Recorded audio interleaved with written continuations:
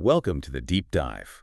We take piles of research, articles, expert takes, and boil it all down to the key insights for you.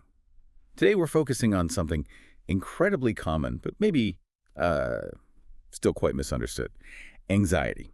If you've ever had that bounding heart before a presentation, where you've lost sleep, just worrying, or maybe you just find yourself avoiding things that feel uncomfortable, well, this deep dive is definitely for you.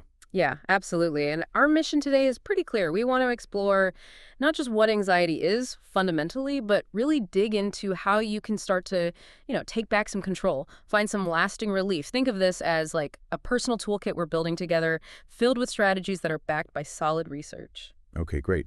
And just before we jump in, a quick but really important heads up. While everything we're talking about is evidence-based and genuinely helpful for a lot of people, if you're dealing with severe or really persistent anxiety, professional support might be needed. So view this deep dive as providing tools, definitely powerful tools, but not a replacement for professional help if that's what's called for. Well said. So let's start right at the beginning.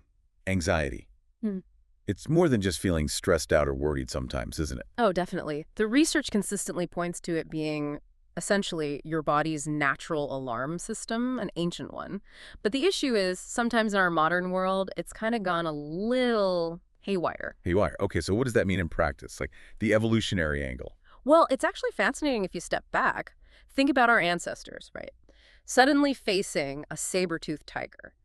That instant surge of adrenaline, heart-pounding, super alert, that response was literally life-saving. Fight or flight, bang. Yeah, makes sense. Survival instinct. Exactly. But here's the kicker. Our brains haven't really evolved as fast as our world has changed. So today, you might be facing a work deadline or a mountain of emails or even just, social pressure. And your brain can react with that same level of urgency, that same intense physical response as the tiger threat. Wow. So your brain thinks tiger when it's just an email notification. Yeah. What's actually happening physiologically then? Right. So the research we looked at details it pretty vividly. Your amygdala, people often call it the brain's smoke detector, perceives a threat. Could be real, could be perceived. And boom, it floods your system with stress hormones, cortisol, adrenaline, the usual suspects. Okay. And that leads to the symptoms we feel. Heart races, breathing gets quick and shallow, muscles tense up, your mind just starts spinning. Now, the key thing here is that in short bursts, this is totally normal. It's not harmful. It helped us survive. Okay, short bursts are fine. So the real problem emerges when that alarm system just stays on. Precisely. Chronic anxiety is like that car alarm down the street that just will not shut off. It's exhausting. It's incredibly disruptive. And eventually, people might even start to tune it out, which has its own set of problems. It just wears you down over time. And this feels like the crucial part that the research also shows something really empowering here. The core message seems to be Huh. you actually have more control over this system than you might think. Is that right? Yes, absolutely. It comes down to brain plasticity. Our brains aren't fixed. They can literally change. They form new patterns, new pathways. So every single technique we're going to talk about isn't just putting a temporary patch on things. It's about actively retraining your brain's response. It's like taking the steering wheel back yourself. Okay, I like that. Taking the steering wheel back. Okay. So if you had to pick just one tool to start with, what does the research point to? Overwhelmingly, it points to breath work. Breathing. Seems so simple. Why is it so powerful? Well, because breathing is unique in our nervous system. It's automatic, right? We don't have to think about it. But it's also something we can consciously control. And that gives us a direct line, an immediate access point to our body's relaxation response. You can intervene directly. Okay, so how do we actually use it? Is there a specific technique that stands out from the sources? Yeah, a really good one to start with is the 4-7-8 technique. It's specifically designed to activate that calming response. So first, you just exhale completely through your mouth. Make a little whoosh sound. Then close your mouth. Inhale quietly through your nose for a count of 4. Got it. 4 in. Hold the breath gently for a count of 7. Hold for 7. And then exhale completely through your mouth again, making that whoosh sound for a count of 8. 8 out. Wow, that exhale is long. That's where the magic happens, as some experts put it. That long exhale. It's actually quite remarkable how quickly it works. Some studies show measurable changes in heart rate variability in just seconds. It activates your vagus nerve, which tells your parasympathetic nervous system, that's your rest and digest system, hey, time to calm down. It's like a physiological switch. That long exhale. Yeah. You can really feel a shift. There's another one too, right? Box breathing. Used by Navy SEALs. Yes, box breathing, also very effective, especially for maintaining calm under pressure. It's simpler in a way. Inhale for 4, hold for 4, exhale for 4, hold empty for 4. Just creates this steady, calming rhythm, like drawing a box with your breath. In 4, hold 4, out 4, hold 4. And a really key point from all the research, no matter which technique you favor, practice when you're calm. Don't wait until you're mid-panic attack to try it for the first time. Right. Make it second nature. It's like learning to drive, you know? You practice on quiet roads first, not jumping straight into rush hour. You build the skill beforehand. Good analogy. Yeah. So breath helps shift the physical state. But what about the mental side? Because anxiety often feels like it starts right there in our Yeah, thoughts. absolutely. Our thoughts have incredible power over how we feel emotionally. And anxious thoughts, if you let them run wild, can really spiral. Yeah, tell me about it. So awareness is the first step. The articles we reviewed highlight some really common anxious thinking patterns, like catastrophizing. You get a headache and immediately think, oh no, brain tumor. Right, jumping to the worst possible conclusion. Exactly, or all or nothing thinking. I messed up one part of the presentation, so the whole thing was a disaster. I'm terrible at my job. Black and white. Then there's mind reading. They didn't text me back immediately. They must be angry with me, assuming you know what others are thinking. Okay. And fortune telling. I just know this interview is going to go badly. Predicting a negative future. What's interesting is how these patterns can feel almost protective, like you're preparing for the worst, but they actually just fuel the anxiety. Okay, so recognizing those patterns is step one. What does the research say about challenging them? How do you actually do that? A framework that comes up a lot is the 3 C's. Simple, but effective. First, catch the thought. Just notice it. Become aware. Okay, I'm having the thought that everyone will laugh at me. Just acknowledging it. Yes. Second, check the evidence. Interrogate that thought. Has this ever actually happened? Is there real evidence for this? What would I tell a friend if they said this? Getting objective, I like that. Right. Questioning its validity. And third, change the narrative. Consciously shift to a more balanced, realistic perspective. Okay, I've prepared well. Even if I stumble, most people are supportive and I can handle it. Yeah. It's not about pretending the feeling isn't there, but about challenging the story anxiety is telling you. That check the evidence part feels key, especially when anxiety tries to sell assumptions as solid facts. What about when anxiety hits hard right in the moment and you just need to sort of pull yourself back, ground yourself? Yeah, for those intense moments, the 5-4-3-2-1 grounding technique is brilliant. It yanks you out of the swirling thoughts and plants you firmly back in the present moment. Anxiety really struggles in the present. How does it work again? You just use your senses. Name 5 things you can see around you right now. Okay, 5 things I see. 4 things you can physically touch or feel. 4 things I can touch. 3 things you can hear. 3 sounds. 2 things you can smell. 2 smells. Okay. And 1 thing you can taste. Maybe the lingering taste of coffee, or just the inside of your mouth. By engaging your senses like that, you shift your focus away from the internal anxiety spiral. That makes sense. Pulls you outward. Now, there's another technique that kept popping up, which sounds a bit counterintuitive. Worry time. Ah, yes, scheduled worry. It sounds strange, but it can be surprisingly effective. The idea is, instead of letting worries ambush you all day long, you schedule a specific time, say 15 minutes every evening just for worrying. So you dedicate time to it. Exactly. If an anxious thought pops up outside that scheduled time, you acknowledge it, maybe jot it down and tell yourself, okay, I'll deal with this at 7 p.m. during my worry time. It gives your brain permission to let go of the worry now, knowing it will be addressed later. It kind of contains it. That's fascinating. It teaches your brain it doesn't have to be on high alert constantly. Precisely. The research suggests it helps break that cycle of constant low-grade worry. Okay, so those are some great in-the-moment tools and cognitive strategies. But what about the bigger picture? Our daily lives. The sources really emphasize lifestyle factors, don't they? Things we often overlook, but that form the foundation.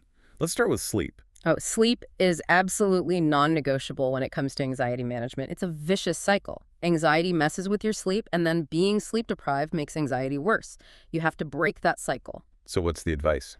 Aim for that sweet spot, usually 7 to 9 hours for most adults.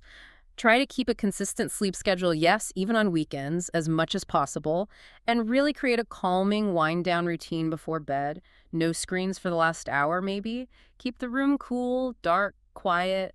A warm bath, some gentle stretching, anything that signals, time to rest. Makes sense. And exercise. It often gets called a natural anti-anxiety remedy. It really is. Exercise physically burns off excess stress hormones like cortisol. Plus, it releases endorphins, those natural mood boosters. And honestly, sometimes just getting out of your head and moving your body provides a much-needed mental break. Do you need to run a marathon? Definitely not. Even a brisk 20-minute walk can make a huge difference. The key, according to all the research, is finding something you actually enjoy. Dancing, hiking, yoga, swimming, playing fetch with your dog. Whatever gets you moving and feels good. Good point. Find the fun. Okay, what about food and drink? Nutrition's role. Yeah, it plays a bigger role than many people think. Caffeine, for instance. It can really amplify anxiety symptoms for some people. Maybe consider cutting back, especially after lunchtime. And blood sugar swings, those highs and crashes, can actually feel a lot like anxiety symptoms, like jitters, heart racing. So focusing on balanced meals, protein, healthy fats, complex carbs helps keep your blood sugar stable. Avoid the sugar coaster. Exactly. And don't forget hydration. It sounds so basic, but even mild dehydration can make you feel more anxious. Keep that water bottle handy. Simple, but easy to forget. Mm. Okay, another big one. Social connection.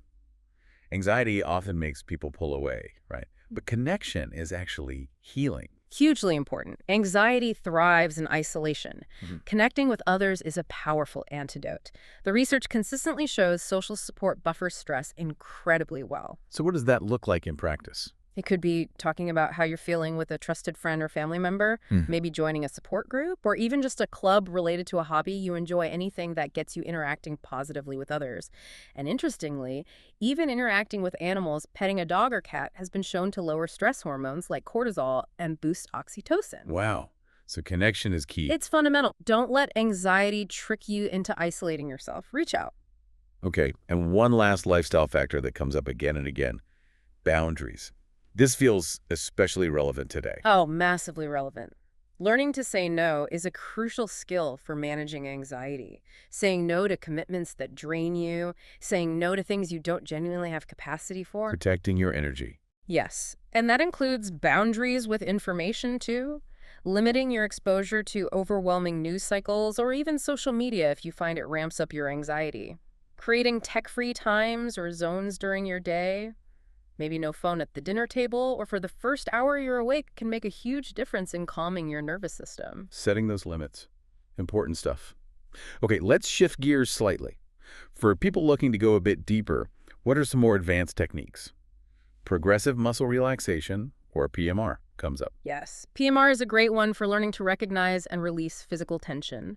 You systematically tense specific muscle groups, say, your hands, clash them tight for 5 seconds, and then you consciously release that tension, really noticing the difference, the feeling of relaxation flowing in. And you work through the whole body. Yeah, typically starting with your toes and working your way up, feet, calves, thighs, stomach, arms, shoulders, face. It trains you to become aware of where you're holding tension, often unconsciously, and gives you a method to let it go. Very physical, very grounding. Okay. And mindfulness meditation. It sounds big, maybe intimidating. Does it have to be complicated? Not at all. That's a common misconception. You don't need hours, you don't need a special cushion or a silent retreat. The experts really emphasize starting small, maybe just 5 minutes a day. You can use guided meditations on apps like Headspace or Calm. They're great starting points. Or just focus on breath. Or just simply focus on the sensation of your breath going in and out. The goal isn't to stop thinking or empty your mind. That's impossible. It's more about learning to observe your thoughts and feelings without getting swept away by them, watching them come and go without judgment, like clouds passing in the sky. Observing, not judging. Okay. What about journaling? How does that fit in? Journaling can be incredibly helpful for processing anxious thoughts. Getting them out of your head and onto paper can make them feel less overwhelming. You could try just stream of consciousness writing, just let it all flow for 10 minutes without censoring yourself. Just a brain dump. Exactly. Or use specific prompts, things like, what am I grateful for today? Which shifts focus. Or, what's one small thing I actually can control right now? That can be really empowering when things feel out of control. Helps externalize the internal noise. Okay. Now, what about actually facing the things that make us anxious? Exposure therapy sounds, well, intense. It can sound intense, yes, but it's one of the most effective evidence-based treatments for anxiety disorders. The key is that it's done gradually and safely. It's about systematically confronting feared situations or triggers in a controlled way, starting with things that cause only mild anxiety and slowly working your way up. Can you give an example? Sure. Say someone has social anxiety. They might start with something really small, like just making brief eye contact with a cashier. Feels manageable. Then maybe the next step is asking a simple question at a coffee shop. Then maybe attending a very small, short gathering. It's like climbing a ladder, one rung at a time at your own pace. Each step shows your brain, see, this wasn't catastrophic, you handled it. It slowly rewires that fear response. Gradual desensitization. Okay. Now, with all these tools, sometimes they aren't enough or anxiety is just too overwhelming. When should someone seriously consider seeking professional help? What are the signs? That's a crucial question. The research points to several key indicators. A big one is if anxiety is consistently interfering with your daily life, your ability to work, your relationships, your schooling, just basic functioning. It's getting in the way. Yes. Also, if you find yourself actively avoiding important activities or situations you used to value or enjoy because of anxiety, if you're relying on alcohol or other substances to cope with the anxiety, that's a major red flag. Experiencing frequent or debilitating panic attacks is another clear sign. And persistent physical symptoms, things like chest pain, dizziness, stomach issues that your doctor has ruled out a medical cause for. These all suggest it's time to reach out. Okay, that's helpful. And if someone does decide to seek help, what kinds of therapies are generally considered most effective for anxiety? Two main ones consistently come up with strong evidence. Cognitive behavioral therapy, CBT, is probably the most well-known. CBT focuses directly on identifying those unhelpful thought patterns and behaviors we talked about earlier and learning concrete skills to change them. Very practical, very skills-based. Right, challenging the thoughts and changing the actions. Exactly. And then there's acceptance and commitment therapy, or ACT. ACT takes a slightly different approach. It's less about eliminating anxious thoughts and feelings and more about learning to accept their presence without letting them run your life. It helps you clarify your personal values, what really matters to you, and commit to taking action towards those values, even with anxiety along for the ride.